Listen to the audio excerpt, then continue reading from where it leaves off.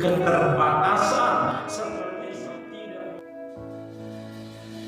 Shalom sahabat-sahabat yang diberkati Tuhan, jumpa kembali dalam renungan Sabda Bapa Surgawi. Renungan firman Tuhan pagi hari ini buat saudara dan saya yang terambil dari Injil Lukas 18 ayat 1 sampai ayat 8. Ayat kunci ayat 1 yang saya bacakan buat saudara dan saya. Demikian firman Tuhan. Yesus mengatakan suatu perumpamaan kepada mereka untuk menegaskan bahwa mereka harus selalu berdoa dengan tidak jemu-jemu.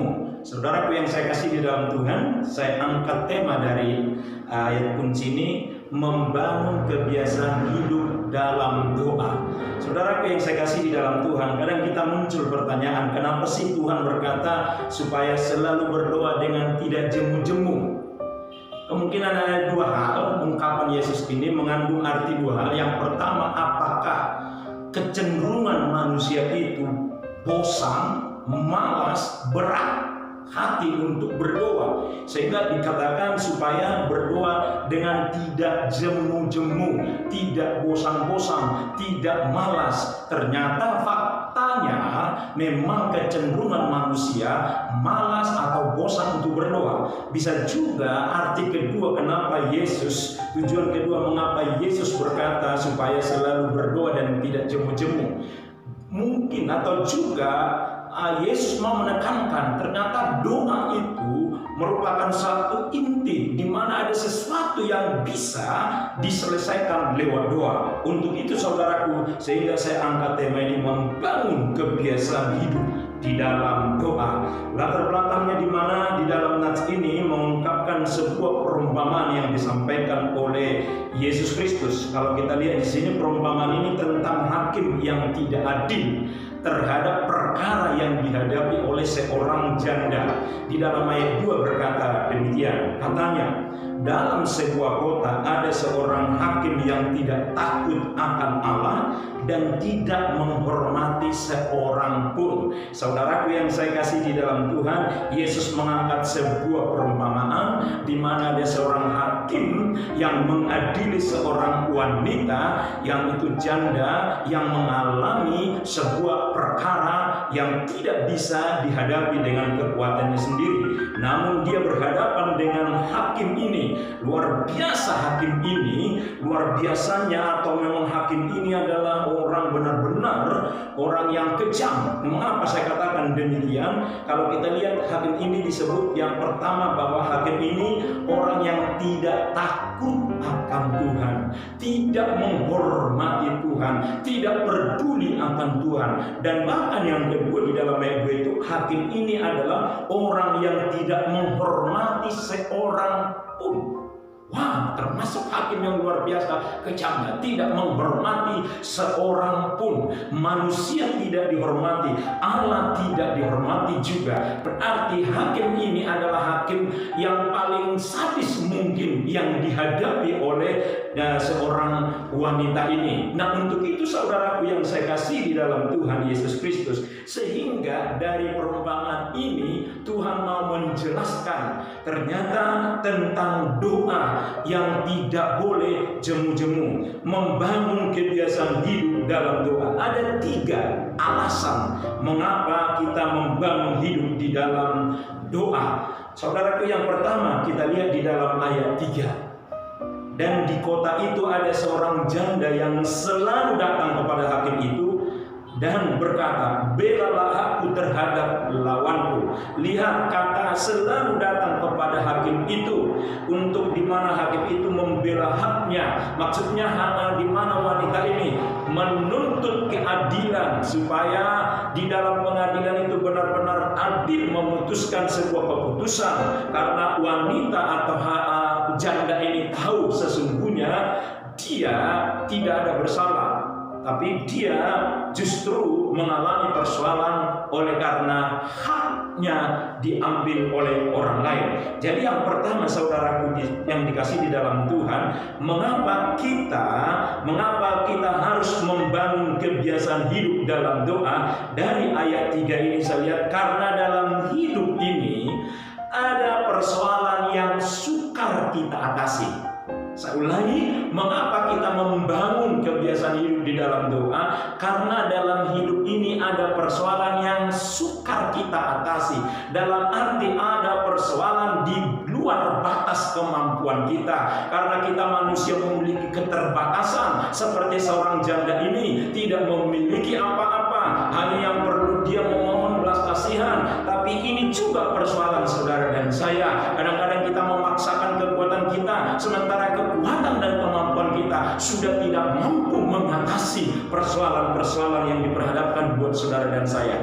Mengapa kita tidak mulai membangun hidup kita dalam kebiasaan untuk berdoa? Maka yang pertama, karena dalam hidup ini ada persoalan yang sukar untuk diatasi. Yang kedua saudaraku, mengapa kita harus membangun kebiasaan hidup di dalam doa? Di dalam ayat 7 berkata, tidakkah Allah akan membenarkan orang-orang pilihannya yang siang malam berseru kepadanya? Dan adakah ia mengulur-ulur waktu sebelum menolong mereka? Yang kedua saudaraku, mengapa kita harus membangun kebiasaan hidup di dalam doa? Karena ciri hidup orang percaya, ciri hidup orang pilihan Allah adalah berdoa. Karena doa adalah ciri hidup orang pilihan Allah. Maksudnya dari kebiasaan kita berdoa, kebiasaan kita memuji, akan orang lihat bahwa kita adalah orang-orang yang mengenal Allah. Sehingga dikatakan, tidakkah Allah akan membenarkan orang-orang pilihannya yang siang malam berseru kepadanya? Dalam arti siang malam berseru, berdoa menjadi sebuah kebiasaan, menjadi sebuah keharusan, dan ini menjadi ciri hidup orang pilihan Allah. Saudaraku yang saya kasih di dalam Tuhan Yesus Kristus. Yang ketiga, mengapa kita harus membangun hidup dalam kebiasaan berdoa? Yang ketiga, saudara lihat ayat 7 dan 8. Ayat 7 tadi sudah saya bacakan. Ayat 8 dia berkata, aku berkata kepadamu, ia akan segera membenarkan mereka. Akan tetapi jika anak manusia itu datang, adakah ia mendapatkan iman di bumi ini? Yang ketiga, membangun kebiasaan hidup di dalam doa. Alasan yang ketiga, karena lewat doa lah Allah terlibat mengatasi persoalan hidup orang percaya. Karena lewat doalah Allah terlibat mengatasi persoalan hidup orang percaya. Saudaraku yang saya kasih di dalam Tuhan, berdoa berarti mengajak Allah terlibat di dalam mengatasi persoalan pergumulan kehidupan orang yang percaya kepada Tuhan. Hanya lewat doa. Ada dua kata yang saya bisa lihat di sini. Ada kata iya di sini saudaraku dikatakan, dan adakah iya.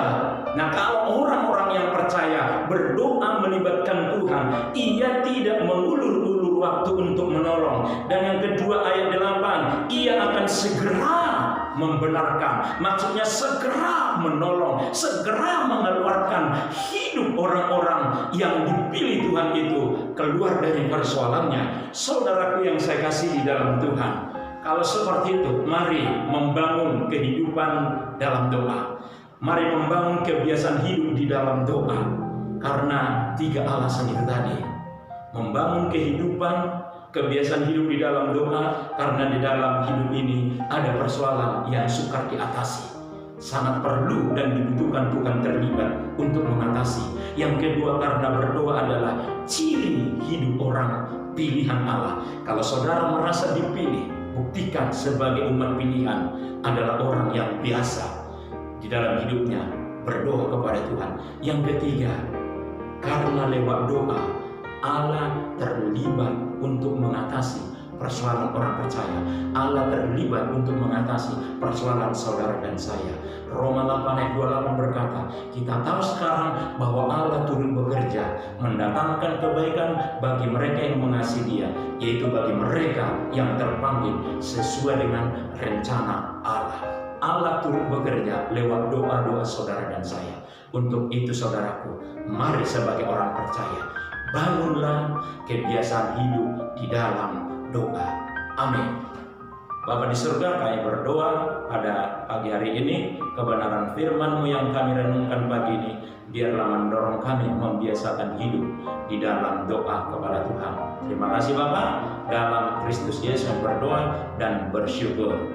Amin. Puji Tuhan saudaraku, kiranya renungan firman Tuhan pagi hari ini memberkati saudara dan saya. Haleluya. Puji Tuhan, sampai ketemu di program Sabas di hari yang akan datang. Shalom. Tuhan memberkati. Amin. Bagi Bapak Ibu yang diberkati lewat renungan Sabas ini, Bapak Ibu dapat nge-like, subscribe, bahkan juga komen dan membagikan kepada teman seiman yang lain sehingga mereka juga diberkati. Terima kasih, Tuhan memberkati saudara. Shalom.